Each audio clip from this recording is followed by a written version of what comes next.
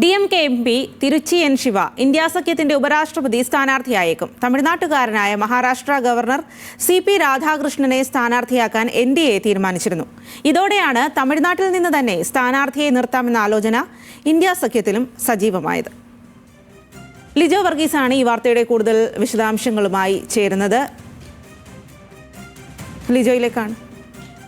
ലിജോ, എന്തായാലും ഇപ്പോൾ തമിഴ്നാട്ടിൽ നിന്ന് തന്നെ ഒരു ഉപരാഷ്ട്രപതിയെ ഇന്ത്യ സഖ്യത്തിന്റെ സ്ഥാനാർത്ഥിയായി നിർത്താൻ തീരുമാനിച്ചിരിക്കുകയാണ്. ഇത് ഏകകണ്ഠേനയാണോ? കൂടുതൽ വിവരങ്ങൾ.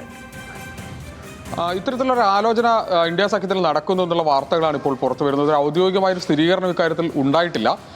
അതിന് കാരണമായി പറയുന്നത് ഇപ്പോൾ NDA CP രാധാകൃഷ്ണനെ ഒരു സ്ഥാനാർത്ഥിയായി നിർത്താൻ തീരുമാനിച്ചിരിക്കുന്നു. ആ തരത്തിലേക്ക് ഉള്ള തീരുമാനം അവരെടുക്കുകയും പ്രധാനമന്ത്രി തന്നെ ഇപ്പോൾ അല്പസമയം മുമ്പ് അദ്ദേഹത്തെ നേരിട്ട് കണ്ട് അഭിവാദ്യം അറിയിക്കുകയും ചെയ്തൊരു സാഹചര്യം ഉണ്ടായിരിക്കുന്നു. ആ തരത്തിലേക്ക് NDA സഖ്യത്തിൻ്റെ സ്ഥാനാർത്ഥിയായി ഒരാൾ വരികയും അത് തമിഴ്നാട്ടിൽ നിന്ന് ഒരാൾ വരികയും ചെയ്യുന്നു. ഇതോടുകൂടി അടുത്ത വർഷം നടക്കാനിരിക്കുന്ന തമിഴ്നാട്ടിലെ നിയമസഭാ തെരഞ്ഞെടുപ്പിന് കുറെ കൂടി ശക്തമായൊരു പോരാട്ടം എന്ന നിലയിലേക്കുള്ളൊരു സൂചന ആണ് ഇതുവഴി BJP നൽകാൻ ആഗ്രഹിച്ചിരുന്നത്. ആ തരത്തിലുള്ളൊരു രാഷ്ട്രീയ തന്ത്രപരമായൊരു നീക്കം BJPയുടെ ഭാഗത്തുനിന്നുണ്ടാകുന്നു.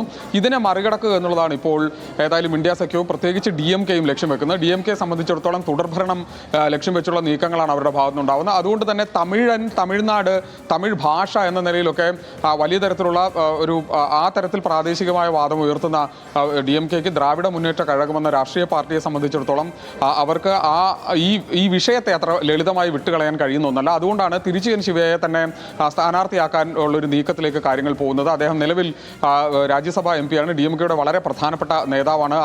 അടിയന്തരാവസ്ഥ കാലത്ത് മുതൽ തന്നെ DMKയ്ക്ക് വേണ്ടി പ്രവർത്തിക്കുകയും മീസ നിയമപ്രകാരം ഒരു വർഷത്തോളം ജയിൽവാസം അനുഷ്ഠിക്കുകയും അതിനുശേഷം DMKയുടെ വിദ്യാർത്ഥി പ്രസ്ഥാനം മുതൽ തന്നെ പ്രവർത്തിച്ചു വരികയും ചെയ്തിട്ടുള്ള അത്രത്തോളം അടിയുറച്ച ഒരു DMK പ്രവർത്തകനാണ്.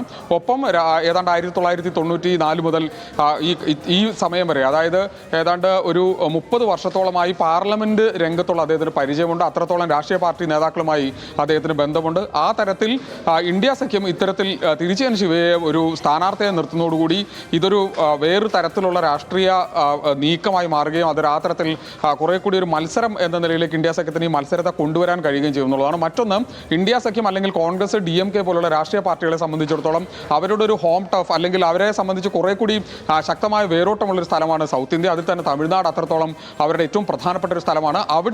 അവിടേക്ക് ഈ മത്സരത്തെ എത്തിച്ചിരിക്കുകയാണ് യഥാർത്ഥത്തിൽ ഇപ്പോൾ NDA ചെയ്തിരിക്കുന്നത്, BJP ചെയ്തിരിക്കുന്നത്. അതിന് മറുപടി എന്ന നിലയ്ക്കായിരിക്കും തിരുച്ചി എൻ ശിവയെ കൂടി സ്ഥാനാർത്ഥിയാക്കാനുള്ള നീക്കം നടക്കുക. അതുവഴി ഒരു ശക്തമായൊരു മത്സരം കാഴ്ചവെക്കുക. അതോടൊപ്പം തന്നെ ഒരു രാഷ്ട്രീയ സന്ദേശം എന്ന നിലയ്ക്ക് ഇന്ത്യ സഖ്യത്തിൽ തന്നെ DMKയ്ക്ക് വളരെ സ്വാധീനമുണ്ട് എന്നത് അറിയിക്കാൻ അവർക്ക് കഴിയുകയും ചെയ്യും. ആ തരത്തിൽ മറ്റൊരു രാഷ്ട്രീയ നീക്കം എന്ന നിലയിലാണ് ഇപ്പോൾ ഈ സ്ഥാനാർത്ഥിത്വ സൂചനകൾ വരുന്നത്. അതൊരു ഔദ്യോഗികമായ സ്ഥിരീകരണമല്ല.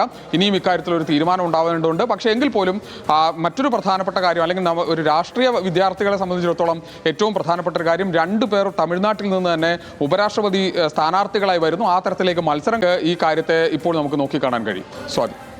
ശരി ലിജോ, എന്തായാലും ഇന്ത്യ സഖ്യത്തിന്റെ സ്ഥാനാർത്ഥിയും തമിഴ്നാട്ടിൽ നിന്ന് തന്നെയാകും ഉപരാഷ്ട്രപതി സ്ഥാനാർത്ഥി എന്നുള്ള സൂചനകളാണ് വരുന്നത്.